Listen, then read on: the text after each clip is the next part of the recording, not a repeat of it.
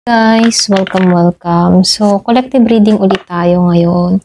So, tingnan natin kung kanino tong energy. Pwedeng sa'yo, pwede rin sa kanya. Ayan. So, start na tayo, no? Give me the message. Kaninong energy tong mapipick up natin? Give me the message. Kaninong energy tong mapipick up natin? Mapipick up, yan. Nautang na naman ako. Pasensya na. Give me the message. Kaninong energy itong mapipick up natin.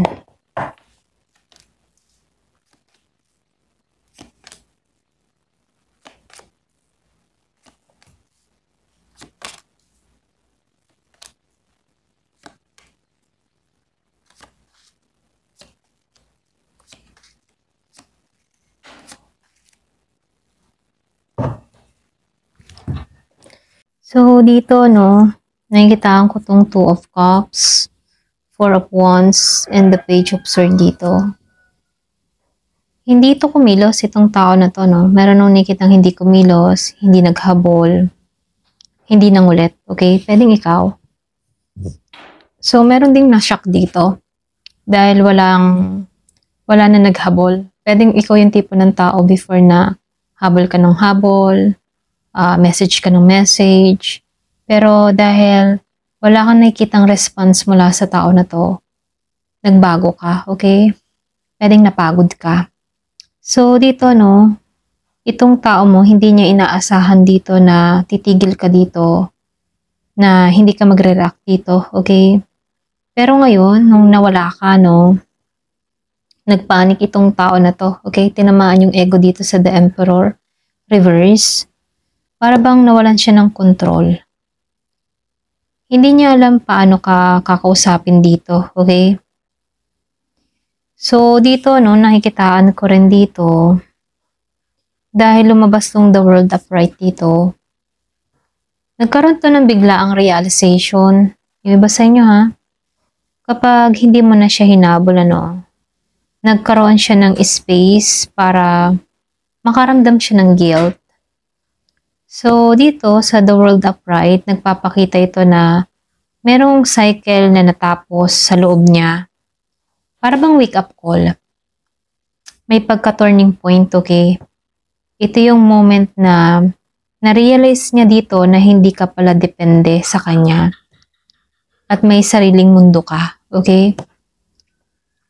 So, dahil lumabas ang justice dito, then the Hierophant dito, naka-reverse. So, alam niyang siya ay pumalpak, ano? So, ito yung pinakamalakas dito kasi hindi balanse yung emotion niya dito sa justice, okay? So, yung intention niya noon, alam niyang may ginawa siyang hindi tama, okay? So, dito sa justice reverse, meron ditong hindi naging patas, hindi balance. So, nakikitaan ko dito, no, yung the Hierophant reverse dito, excuse me, hindi siya sumunod sa values. Hindi siya tumayo sa responsibility, okay? Hindi siya naging committed sa tama. So, dahil hindi mo siya hinabol, ano, lumitaw sa isip ng tao na to yung katotohanan na hindi siya naging patas dito sa justice, okay? So, dahil lumabas din tong judgment dito, naka-upright siya, meron nung nakitang nagsimula yung paggising, na konsensya, or pwede rin nagkaroon ng realization, clarity, pwede nagkaroon ng maturity. Kumbaga yung guilt, ayan, yung guilt, nagtuon to sa reflection, okay? Yung kanyang mga ginawa, nag-reflect sa kanya. So, yung energy nito, ano, nagising, na konsensya, kagaya ng biglaang pagringing ng alarm, ano, biglang nagising, okay? So, hindi niya ito naramdaman noong hinahabol mo siya. Pero, nung hindi mo ginawa, doon siya natamaan, okay? So, nakikitaan ko dito sa The Emperor reverse, then Temperance. So, meron ditong nag-collapse sa control. Okay? Kumbaga yung control niya nag-collapse lahat. So, nawalan siya ng control sa'yo. na ego yung cash, yung ego niya na crush, okay? So, hindi niya alam paano mag-react, ano? Dito sa Temperance reverse, wala siyang balanse, emotional chaos. Huwag nagkakaroon din to ng anxiety, okay? So, in short, itong tao na to, kinakain siya ng kaba. Ganon. Pressure, takot. Hindi dahil galit ka, no? Pero dahil hindi niya alam paano siya babalik sa'yo nang hindi nahalata yung guilt niya. Alam mo yun? So, nakikitaan ko rin dito, no? Dahil lumabas ang Nine of Swords reverse. Gusto niyang gumaan yung pakaramdam pero natatakot humarap dito. So, ito yung card ng remorse. Kumbaga, maaring iniisip niya na gusto ko ayusin pero kinakabahan ako. Ganon, okay? So, wala ka namang ginagawa pero sa utak niya, bigat na bigat siya. Para bang nagtatago pa kasi siya sa hiya or pwede rin sa takot. Ganon, okay? So, nakikita ko rin dito yung Six of Pentacles upright. Babalik siya para makipagbigay or bumawi, okay? Kumbaga itong tao na to, babalik siya ng gusto niyong bumawi or magbigay ng mga hindi niya nabigay before sa'yo, okay? So, nakikitaan ko dito yung give and take, effort, or pwede rin pagbawi, pagbibigay ng oras. So, meaning, hindi pa tapos yung story ninyo. May attempt siyang magbalik sa mas balanced na paraan. Hindi pa sigurado sa love offer, okay? Pero siguradong may pag-aayos, may communication, may magpapakita, okay? So dito, no, lumalabas yung Eight of Swords. Nakikitaan ko dito, hindi pa siya makagalaw, ano? Para bang natrap siya sa takot niya at sa pag-iisip niya. Mahina, ganon, guilt, o pwede rin guilty. Guilty sa mga sa mga pagkakamali niya, ganon. So, dito, nakakulong siya sa pride, sa kaba. Pero hindi ibig sabihin ayaw na niya, ha? Ibig sabihin, alam ng tao na to kung paano, yung bang tipong hindi niya alam, hindi alam ng tao na to kung paano magsimula muli sa'yo, ganon. Kaya na nangingibabaw yung kaba at pride. So, nakikitaan ko din dito, no? Yung Queen of Pentacles dito. Ikaw yung may hawak ng stability ngayon, ano? Kumbaga, hawak mo yung alas. Grounded ka, stable ka, attractive yung energy mo, very independent, and strong yung presence mo, okay? Ito yung card na nagsasabi na ikaw yung maging dahilan bakit siya babalik ng mahinahon at sincere, okay? Hindi dahil need ka niya, no? Kundi dahil napagtanto niya yung value mo, okay? Doon niya nalaman, may value pala tong tao na to. Kasi before, ikaw yung naghahabol, pero ngayon, nanindigan ka at nagkaroon ka ng dignidad sa sarili mo. At doon niya nare-realize yung halaga mo, okay? So, natakot siya nung hindi mo siya hinabol. Nagkaroon siya ng realization dito na feeling ng tao na to, yung naging unfair siya sa'yo, ganon. Nagising yung konsensya niya rito, no? Na-shatter din yung ego niya. Ngayon, takot siya, insecure, hindi alam kung paano babalik. Pero babalik siya eventually, okay? Para magpakita ng effort, ikaw yung nasa mas stable na posisyon ngayon, okay? So, ito lang nakikita ko dito, no? So, ngayon, tingnan natin, ano yung timeline, okay? Timeline na lang. Timeline kung kailan siya babalik, okay? Yung posibleng araw, buwan, taon. Timeline to, ha? Timeline kung kailan siya babalik. Give me the message. Kumbaga, yung bang tipo na walang exact na buwan, pero titingnan natin kung gaano katagal, okay? Yung balik ng tao na to. So, 3 months, 4 months, 6 months, ganyan. So, tingnan natin. Give me the message. Kailan siya babalik? So, hindi halos lahat makaka-resonate.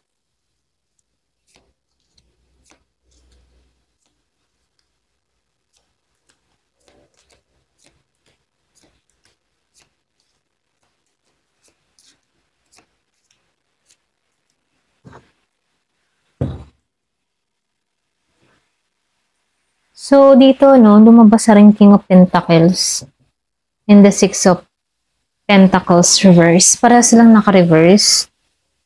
So, hindi siya stable yung person mo sa isip niya, maging sa kanyang sitwasyon, ano. Hindi siya consistent, hindi siya nagbibigay ng equal and effort. May pagka-selfish tong tao na to, pwede rin may pagka-self-protective ang behavior niya, no? Meron takot sa responsibility, okay? Malakas yung Taurus. Ayan. So, sa madaling salita, hindi siya emotionally secure at hindi rin niya alam paano maging patas sa'yo, okay? So, nakikitaan ko dito sa Nine of Wands and Six of Cups reverse dito, no? Para ba tong Wounded Warrior card? Wounded, okay? Sugatan. Sugatang mandirigma. Ganun yung peg niya, no? Pagod na siya sa sitwasyon. Pero hindi siya completely sumusuko, ano? May guard up siya. Nag-iingat siya sa galaw niya. Hindi naman ito closure, kaya lang, ano? Meron lang pause, pwedeng pagod, o pwede rin nag-iisip, overthinking, okay?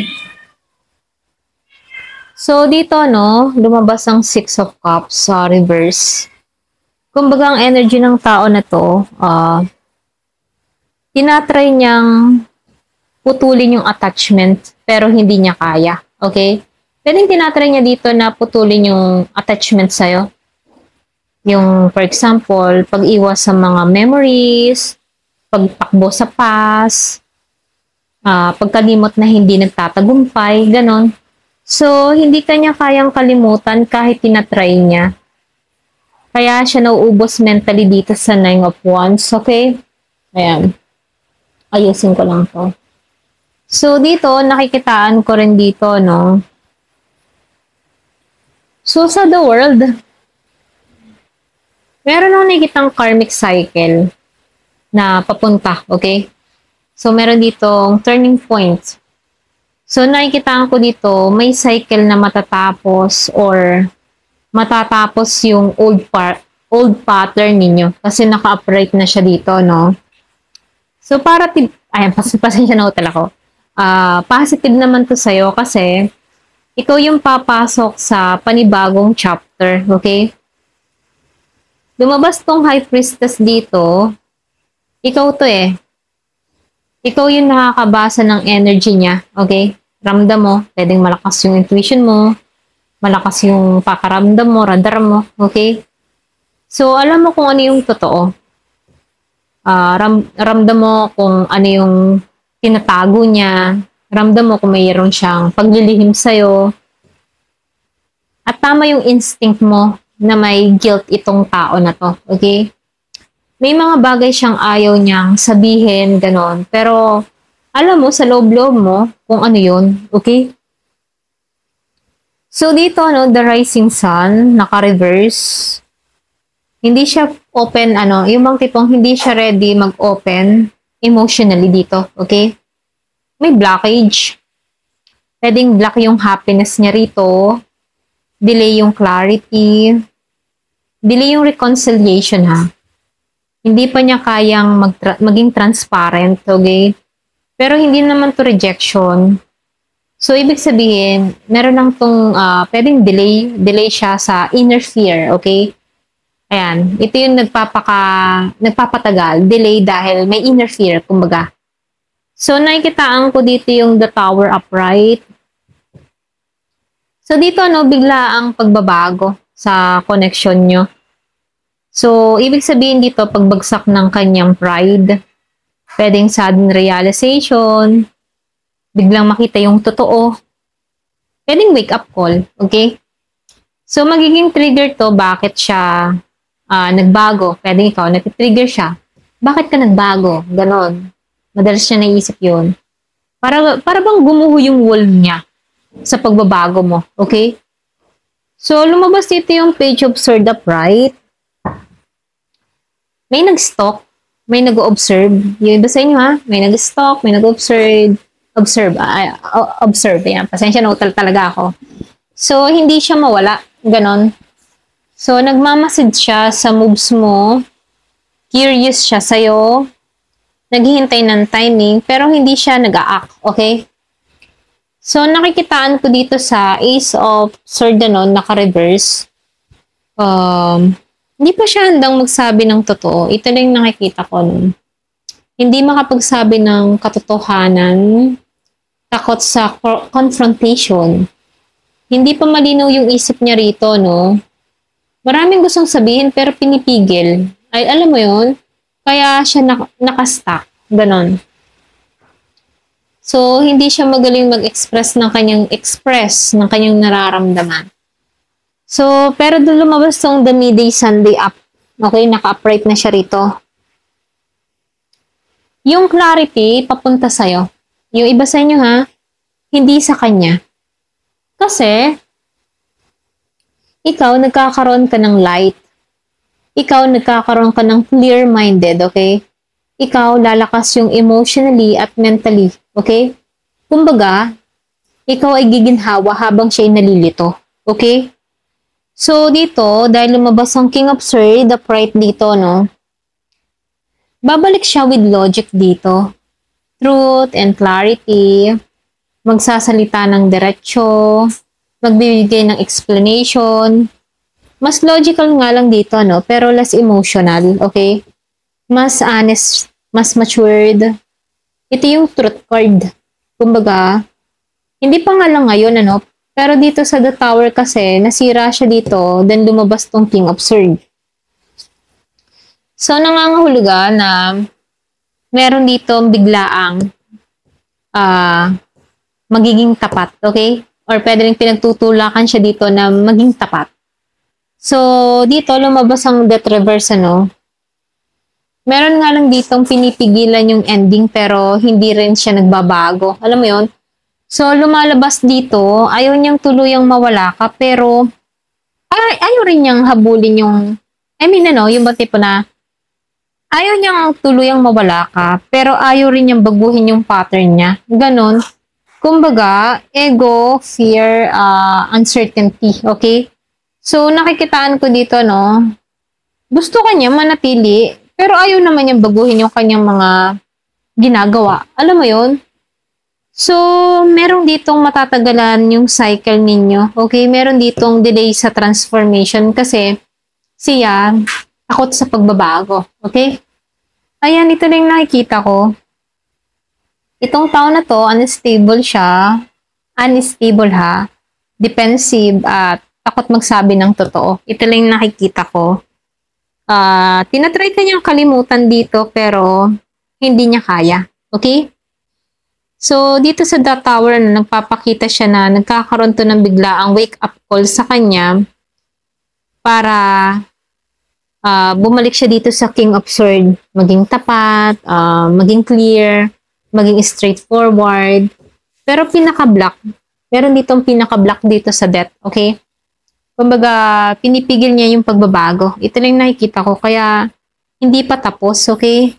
Ikaw papunta ka sa clarity, sa success, sa emotional stability, okay? Dahil dito sa midday sun, magtatagumpay ka. Ito lang yung mensahe sa'yo. Ayan. Thank you for watching. Love and peace.